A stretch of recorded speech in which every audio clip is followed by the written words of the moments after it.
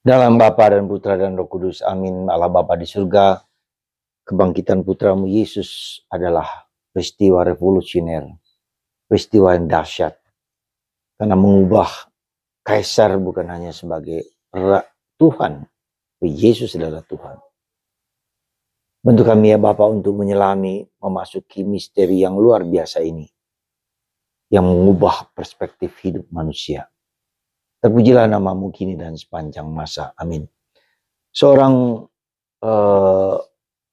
YouTuber terkenal Robert Barron mengatakan bahwa peristiwa kebangkitan Yesus sebetulnya adalah peristiwa yang mengubah perspektif manusia.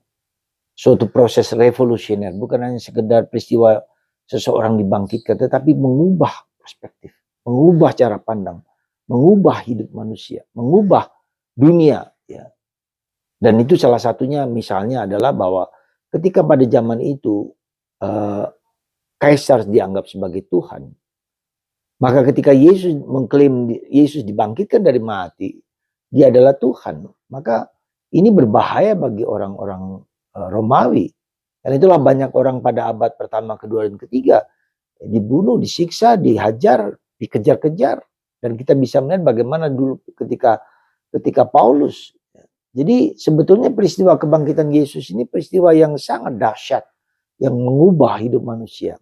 Tapi sekarang menjadi sangat domesticated, artinya sangat seperti tidak ada, seperti biasa-biasanya peristiwa moral, peristiwa kebangkit suatu yang berubah, tapi harusnya sebagai peristiwa yang mengubah perspektif, mengubah hidup manusia, mengubah cara pandang orang.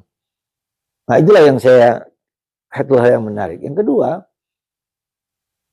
ternyata hoax itu punya dampak yang luar biasa, ya, punya dampak kebusukan, kebohongan.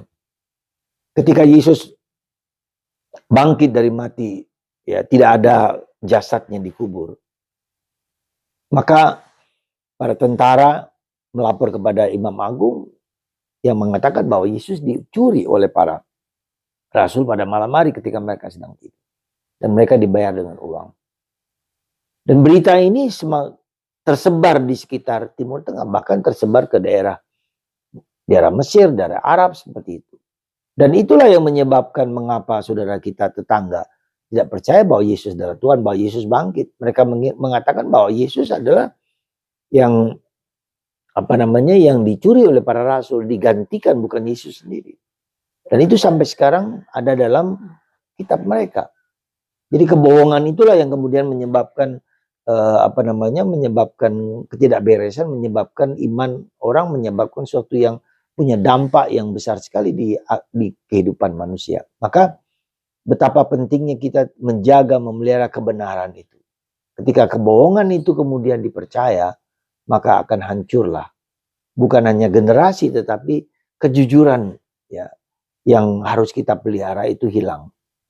Dan ini yang menurut saya cukup penting kita sadari ketika kita menyebarkan kebohongan, ketika kita menyebarkan hoax, ketika kita melakukan prank, ya, yang sering di bahasa yang kita mengerti.